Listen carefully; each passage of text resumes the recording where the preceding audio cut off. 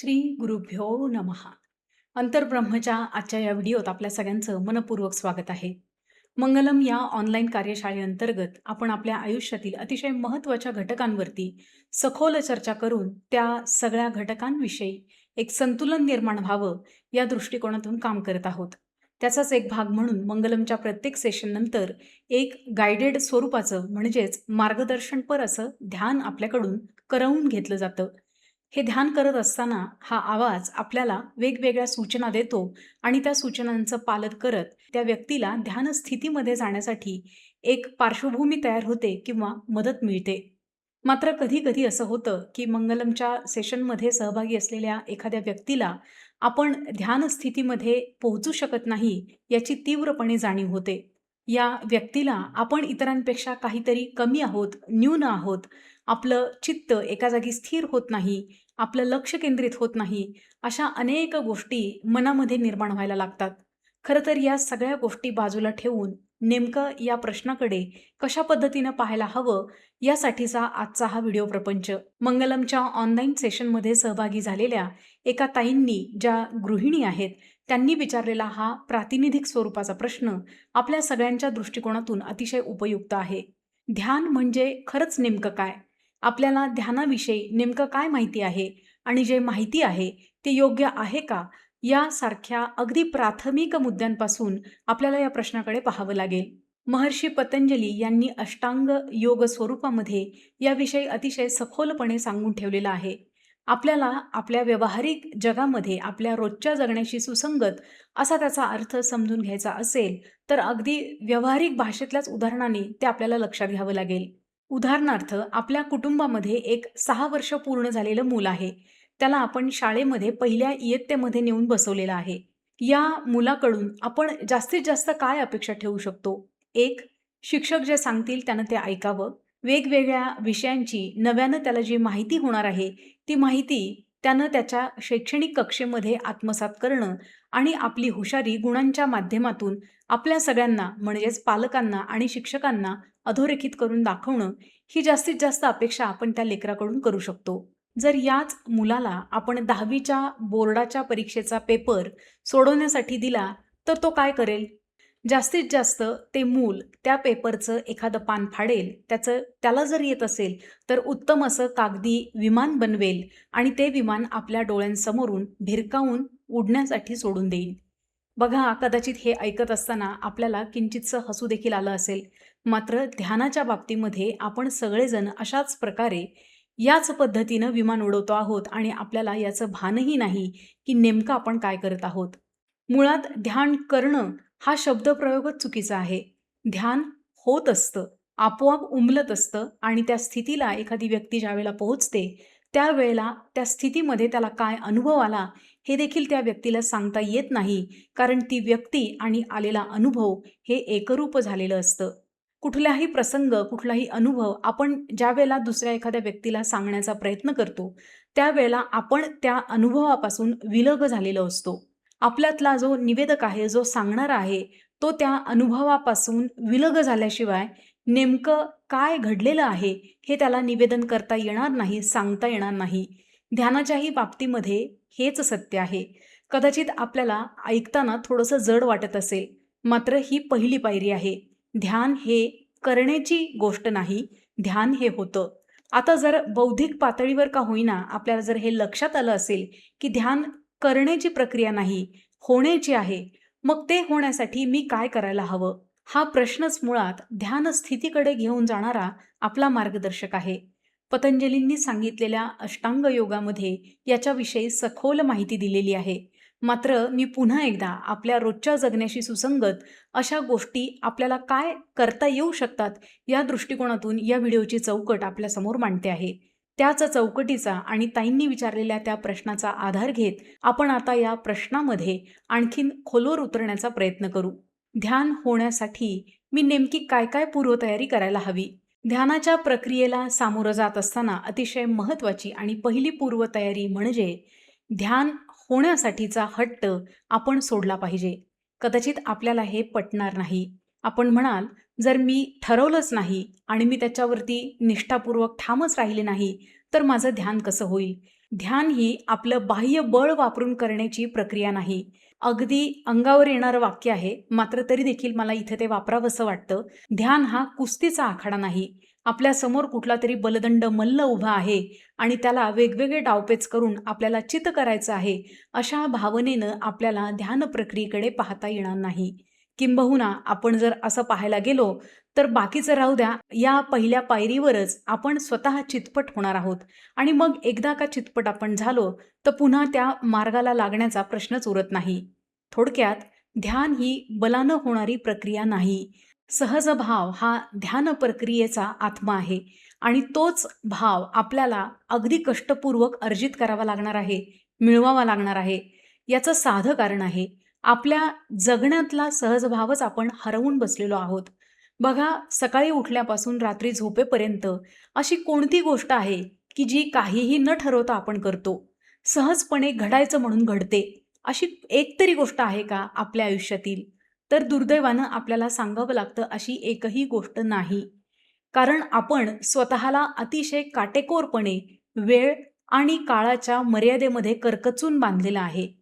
समजा मी नोकरी करत आहे, तर तिचा मोबदला मला अमुकच तारखेपर्यंत आला पाहिजे, म्हणजे मी तमुक तारखेपर्यंत माझ्या ज्या ठरलेल्या गोष्टी आहेत त्या पूर्ण करेन. एका विचित्र अदृश्य अशा चरखामध्ये आपण आपलं आयुष्य नकळतपणे ढकललेलं आहे. तिथून बाहेर काढून आपल्या स्वतःच्या जगण्याला आधी आपल्याला सहज भावामध्ये परावर्तित करायचं आहे आणि एकदा का जगणं सहज झालं, म्हणजे ध्यान सहजपणे होण्याची शक्यता निर्माण होईल. आता आणखीन एक थोडासा अवघड मुद्दा आपल्यासमोर येतो आहे. तो म्हणजे आपल्याला हे कळलं आहे का, की आपलं जगणं हे जटिल झालेलं आहे? बघा, अतिशय त्रासदायक आणि वास्तवदर्शी प्रश्न आपल्यासमोर या उदाहरणाच्या निमित्ताने येतो आहे. आपलं जगणं जर आपल्याला सहज वाटत असेल आणि त्यात काही जटिलता आपल्याला दिसत नसेल आणि तरीही आपण अस्वस्थ असू, तर निश्चितपणे आपलं आपल्या जगण्याविषयीचं असलेलं जे आकलन आहे, जे अंडरस्टँडिंग आहे, तेच मुळात भरकटलेलं आहे. अशा भरकटलेल्या स्थितीमधून एखाद्या व्यक्तीनं खूप ठरवलं जरी, की मी आता छानपैकी एका ठिकाणी शांत बसणार आहे आणि ध्यान करण्याचा प्रयत्न करणार आहे, तरी देखील ती सहज ध्यान स्थिती त्या जीवाला प्राप्त होण्याची शक्यता माझ्या लेखी तरी शून्य अशी आहे. कारण अशी अपेक्षा करणं म्हणजे वादळात सापडलेल्या जहाजावरती तिळाच्या तेलाचा दिवा लावणं आणि त्याची वात मंदपणे तेवते की नाही हे पाहणं. खरं तर असंख्य विरोधी गोष्टी आपण आपल्या आयुष्याला लागू करण्याचा प्रयत्न करत आहोत. बरं, असं करत असताना आपल्या मनाचे, आपल्या बुद्धीचे घोडे आपण असे काही दौडवत चालतो, की काही क्षणामध्ये आपण आपला मार्ग स्विच करतो, बदलतो. आपणच आपल्या मनानं एखादी गोष्ट ठरवतो. त्या गोष्टीवर आपल्या परीनं आपण कार्यही करायला लागतो, म्हणजेच ॲप्लिकेशनही करतो. मात्र जर का आपण ज्या पद्धतीनं इनपुट स्वरूपामध्ये काही कार्य करत आहोत, त्या प्रपोर्शनमध्ये, त्या तुलनेमध्ये जर त्याचा रिझल्ट आला नाही, जर त्याचा परिणाम आपल्याला जाणवला नाही, तर काही काळातच ती गोष्ट आपण सोडून देतो. समाज माध्यमांवर किंवा आपल्या दूरचित्रवाणी संचावर येणाऱ्या जाहिराती हे याचं अतिशय उत्कृष्ट असं उदाहरण आहे. बघा, आपण ज्या सगळ्या जाहिराती पाहतो, कमी वेळात उत्तम रिझल्ट अशा प्रकारच्या त्या जाहिराती आहेत. या जाहिराती आपली मानसिकता, आपल्या समाजाची मानसिकता वेगळ्या पद्धतीनं अधोरेखित करतात. आपला देश कृषीप्रधान देश आहे. कृषी व्यवस्थेमध्ये एखादं बीज जर आपण जमिनीमध्ये रोवलं, तर ते बीज अंकुरित होऊन त्याची फलधारणा होईपर्यंत जो अवकाश लागतो, तो अवकाश आपल्या आधीच्या पिढ्यांमध्ये होता. दुर्दैवानं आपला शेती-मातीशी असलेला संबंध तुटला आणि त्याबरोबर आपला अवकाश आणि पेशन्सही कमी-कमी होत चाललाय. अचानक एखाद्या दिवशी कुठेतरी आपण ऐकलेलं असतं, एखादी रील पाहिलेली असते किंवा आपल्या जवळची एखादी व्यक्ती ध्यान करत असते, म्हणून ध्यानासाठी बसण्यासाठी तयार होतो. मात्र बसल्यानंतर नेमकं काय होत असतं, ही प्रक्रिया कशी आहे, याच्याविषयीची आपल्याला यत्किंचितही कल्पना नसल्यामुळे काही क्षणांमध्ये आपला तो दृढनिश्चय अक्षरशः वितळून जातो आणि आपण चटकन तिथून उठतो आणि लगेचच कुठेतरी स्वतःला व्यस्त करतो, एंगेज करतो. आपल्यापैकी अनेकांचं ध्यान असं पहिल्या दिवशी, पहिल्या क्षणांमध्येच संपुष्टात आलेलं आहे. जर आपल्याला या दुष्टचक्रातून बाहेर यायचं असेल, तर काही व्यावहारिक गोष्टी आहेत का, की ज्या अंमलात आणल्यानंतर आपल्याला ध्यान प्रक्रियेमध्ये सहजपणे प्रवेश करता येऊ शकेल? तर निश्चितपणे आहेत. सगळ्यात पहिली म्हणजे आपल्या आहारावरती आपलं नियंत्रण आहे का? उठसूट आपण जर काहीही खात सुटलो आणि दुसऱ्या बाजूने मला ध्यान करायचंय, मला ध्यान करायचंय, असं अगदी बेंबीच्या देठापासून ओरडत जरी सुटलो, तरी ही प्रक्रिया आपल्या आवाक्यात येणारी नाही. कारण ध्यान करण्यासाठी आवश्यक असणारं जे माध्यम आहे, ते माध्यम आहे आपलं शरीर. आणि आपलं शरीर आपण जे अन्न ग्रहण करतो, जे विचार आपण ग्रहण करतो, त्यानुसारच आपलं शरीर आपल्याला प्रतिक्रिया देत असतं. जर एखाद्या व्यक्तीनं तुडुंब पोट भरून राजस आहार ग्रहण केला असेल, तर निश्चितपणे तो आहार ग्रहण करून झाल्यानंतर ध्यानावस्थेमध्ये ती व्यक्ती सहजपणे जाणं तर अशक्य आहे. मात्र निद्रावस्थेमध्ये अगदी अलगदपणे ती व्यक्ती जाऊन पोहोचेल. हे आपल्याला सर्वसामान्यपणे ज्ञात असायला हवं. किमान एवढी तरी आपली स्वतःविषयीची ओळख आपल्याला असायला हवी. याचा अर्थ मला जर ध्यान ही प्रक्रिया सहजपणे आत्मसात करायची असेल, तर माझ्या आहारांच्या वेळा असतील, माझ्या आहाराचं जे स्वरूप आहे, त्याच्यावरती नीटपणे लक्ष द्यायला हवं. अगदी सोप्या, सहज समजणाऱ्या भाषेमध्ये माझा आहार हा सात्विक असायला हवा. ज्या तुलनेमध्ये माझे शारीरिक श्रम आहेत किंवा मी बौद्धिक कष्ट करत आहे, त्याच प्रपोर्शनमध्ये, त्याच प्रमाणामध्ये मी आहार ग्रहण केला पाहिजे. अतिरिक्त आहार ग्रहण करून माझ्या सगळ्या शरीराची यंत्रणा मी जर पचनसंस्थेमध्ये व्यग्र केली, तर ध्यान सोडा, मला साधं शांतपणे बसताही येणार नाही. दुसरा जो अतिशय महत्त्वाचा घटक आहे, तो म्हणजे आपण आपल्या पंचेंद्रियांनी आपल्या शरीरावर आणि मनावर काय-काय संस्कार करत आहोत, त्याचं नियमन करणं म्हणजेच काही एक मॉडरेशन असणं अतिशय आवश्यक आहे. या सगळ्यामध्ये प्रसारमाध्यम, मनोरंजनाची निरनिराळी साधनं यांचा वापर अगदी काटेकोरपणे, काळजीपूर्वक करणं अतिशय आवश्यक आहे. कारण आपल्या मनाला, आपल्या वृत्तींना क्षणामध्ये सुपरसॉनिक वेग देण्याची क्षमता या माध्यमांमध्ये आहे. एखाद्या सेकंदाची एखादी क्लिप आपल्याला आपण जे ठरवलं आहे त्याच्यापासून कायमचं परावृत्त करू शकते, इतकी प्रचंड विराट अशी क्षमता या माध्यमामध्ये आहे. त्यामुळे हातामध्ये जळता निखारा आपण पकडलेला आहे, अशा भावनेनं आपण आपल्या मनोरंजनाच्या माध्यमांकडे पाहायला हवं. खरं तर ऐकताना आपल्याला हे अतिशय सोपं वाटत असेल किंवा आपल्याला हे सहजपणे जमेल, असाही भाव आपल्या मनामध्ये निर्माण झाला असेल. मात्र प्रत्यक्षात कृती करत असताना आपली काय स्थिती होणार आहे, याची कल्पना कदाचित आपल्याला आत्ता नाही. मात्र ज्यावेळेला आपण खऱ्या अर्थानं दृढनिश्चय करून या सगळ्या गोष्टी क्षणभरासाठी का होईना आपल्यापासून लांब ठेवायला सुरुवात करू, तेव्हा खऱ्या अर्थानं आपली स्वतःची स्वतःला भेट होईल. अलीकडच्या काळामध्ये ही सगळी माध्यमं शेतामध्ये एखादं नको असलेलं तण ज्या पद्धतीनं फोफावत जातं, अगदी त्याच पद्धतीनं आपल्या आयुष्यामध्ये सगळ्या बाजूंनी फोफावलेली आहेत. त्यातून स्वतःला अलगद बाजूला काढणं हे आजच्या काळातलं तप आहे असं म्हणायला काहीही हरकत नाही. आपण ते ज्यावेळेला करायला लागाल, त्यावेळेला या शब्दाचा प्रत्यय आपल्याला आल्यावाचून राहणार नाही. दुसरा जो ध्यान प्रक्रियेमध्ये सहजपणे उतरण्यासाठीचा आवश्यक जो घटक आहे, तो म्हणजे सातत्य. आपण एखादी गोष्ट ठरवतो आणि 2-4 दिवसांमध्ये ती गोष्ट कंटाळा आला म्हणून, आळस आला म्हणून, मूड नाही, जमत नाही, नको वाटतंय, अशा निरनिराळ्या कारणांची जंत्री देऊन ती गोष्ट आपण सोडून देतो. ध्यान प्रक्रियेच्या बाबतीमध्ये आपल्याला खूप शांतपणे, संयमानं आणि प्रामाणिकपणे प्रयत्न करावा लागणार आहे.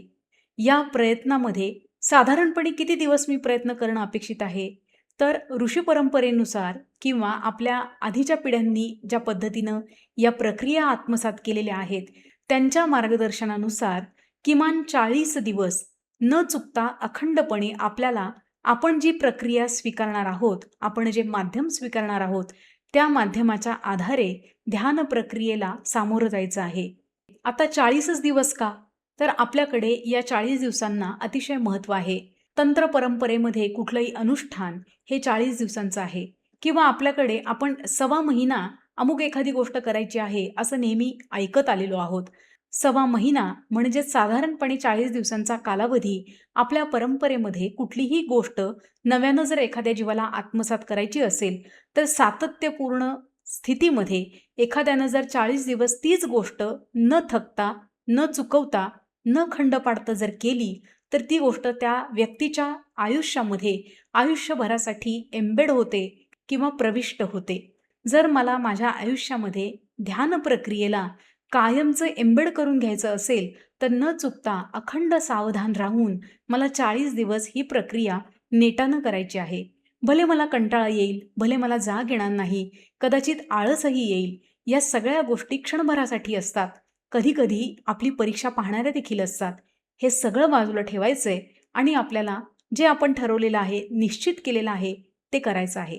आता पुढचा जो अतिशय महत्त्वाचा टप्पा आहे, की ध्यान प्रक्रियेला सहजपणे सामोरं जात असताना मी नेमकं काय करायचं? तर अनेक लोकांनी, अनेक संतांनी, अनेक विभूतींनी ध्यान कसं करायचं याच्याविषयी प्रचंड असं काम करून ठेवलेलं आहे. मात्र इथे या व्हिडिओच्या माध्यमातून आपल्या जगण्यातच आपल्याला जर या प्रक्रियेला सहजपणे सामोरं जाता आलं, तर काय होईल? या भावनेनं काही एक विचार मी आपल्यासमोर मांडते आहे.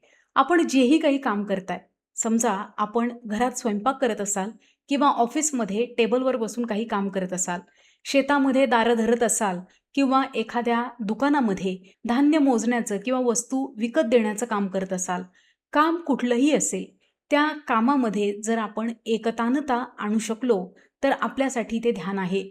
प्रत्येक जीवाला ध्यान स्थितीमध्ये जाण्यासाठी ध्यानावस्थेमध्ये एखाद्या गुहेत जाऊन बसणं किंवा जंगलाची वाट पकडणं, हे किमान आताच्या काळात तरी मर्यादित स्वरूपामध्ये शक्य आहे.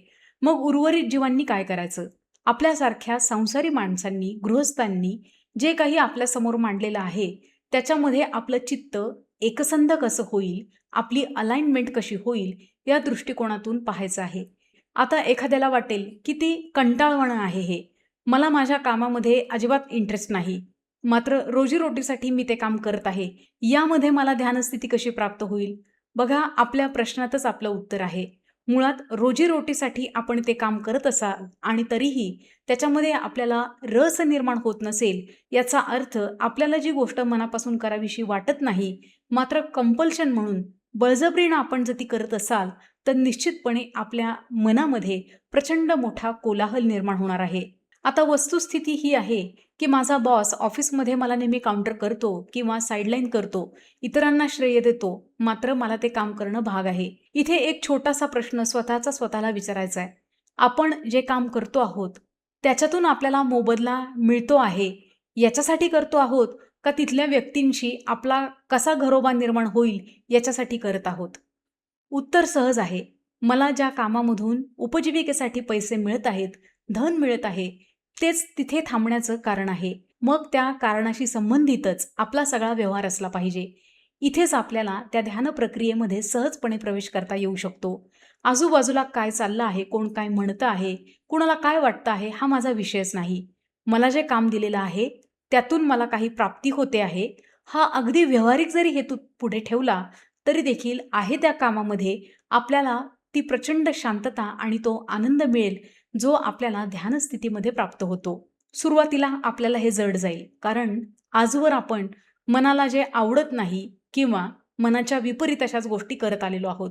आता आपल्या मनाला वळण लावायचं काम करायचं आहे. जे आपण करतो आहोत किंबहुना जे आपल्याला करावं लागतं आहे, त्याच्यामध्ये रस कसा निर्माण होईल, या भावनेनं जर आपण आपल्या मनाला वळवू शकलो, तर निश्चितपणे आपण ध्यानस्थितीच्या सहज प्रवाहामध्ये अलगदपणे प्रवेश करणार आहोत.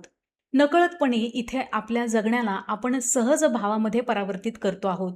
जी कुठली गोष्ट आपण आत्ता जगण्यासाठी करत आहोत, त्याच्यामध्ये जर अतिरिक्त ताण निर्माण होत असेल, तर तो ताण कमी कसा होईल या मुद्द्यावरती आपलं लक्ष केंद्रित झालं पाहिजे. आणि ज्या क्षणाला आपलं लक्ष असं केंद्रित होईल, त्याच क्षणी मी आपल्याला अतिशय खात्रीनं सांगते, एक वेगळा आनंद आपल्या मनामध्ये निर्माण होईल. हा आनंद आपल्याला पुढच्या टप्प्यावर ध्यान स्थितीमध्ये घेऊन जाणारा आहे. आता एखाद्या ऐकणाऱ्या व्यक्तीला प्रश्न पडेल, की मी जे काही रोजचं काम करतो आहे, त्याच्यामध्ये माझं ध्यान होतं आहे, हे मला कसं कळेल? अगदी व्यावहारिकच उदाहरण मी आपल्यासमोर मांडते. आपल्या आयुष्यातली अशी एखादी गोष्ट आठवा किंवा समोर आणा, जी करत असताना आपल्याला स्थळ काळाचं भान राहत नाही. अनेक लोकांचं एक कॉमन उत्तर असेल, ते म्हणजे ज्यावेळेला मी सिनेमा पाहतो किंवा मनोरंजनाचं काही एक माध्यम माझ्यासमोर असतं, त्यावेळेला मला स्थळ काळाचं भान विसरतं आणि मी तहान भूकही विसरून जातो. जर हे आपल्या बाबतीत होत असेल, भले आता समजण्यासाठी सिनेमा बघत असताना का होईना किंवा एखादी वेब सीरीज पाहताना आपण या स्थितीमध्ये जर जात असू, तर निश्चितपणे आपण ध्यान करण्यासाठी पात्र आहोत.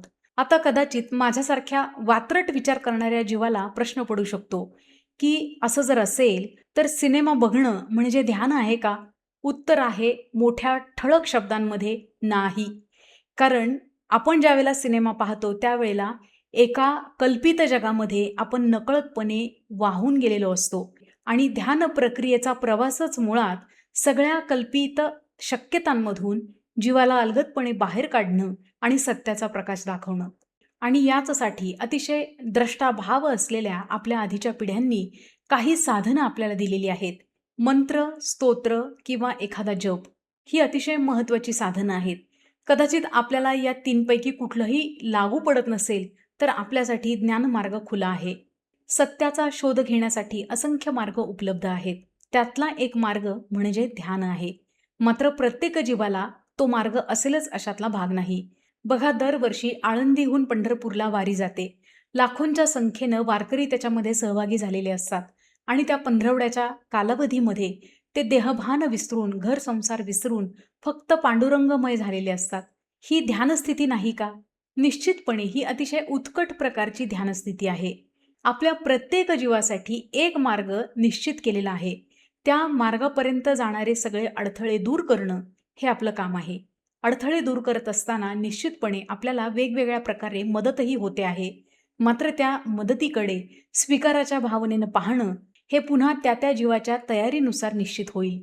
आपल्या प्रत्येकाच्या आयुष्यामध्ये, आपल्या जीवनामध्ये आधीच अस्तित्वात असलेल्या प्रकाशाची वाट आपल्याला चटकन दिसावी आणि त्या वाटेवर चालण्याची क्षमता सद्गुरू कृपेनं आपल्या सगळ्यांना प्राप्त व्हावी, ही सदिच्छा, ही विनंती आपल्या सगळ्यांच्या वतीनं सद्गुरूंच्या श्रीचरणी आपल्या सगळ्यांसाठी अर्पण करते आणि आज या व्हिडिओमध्ये इथेच थांबते. मंगलम या ऑनलाईन कार्यशाळेच्या निमित्तानं आपल्याला अशा प्रकारे दिशादर्शक असं मार्गदर्शन आपल्या सगळ्यांच्या संवादातून प्राप्त होणार आहे. आपण जर त्यासाठी उत्सुक असाल आणि आपल्या मनाची तशी तयारी झाली असेल, तर डिस्क्रिप्शनमध्ये दिलेल्या व्हॉट्सअप क्रमांकावरती संपर्क साधून आपण या कार्यशाळेमध्ये सहभागी होण्यासाठी नावनोंदणी करू शकता. पुन्हा भेटूयात असाच एक छानसा व्हिडिओ घेऊन. तोपर्यंत श्री स्वामी समर्थ.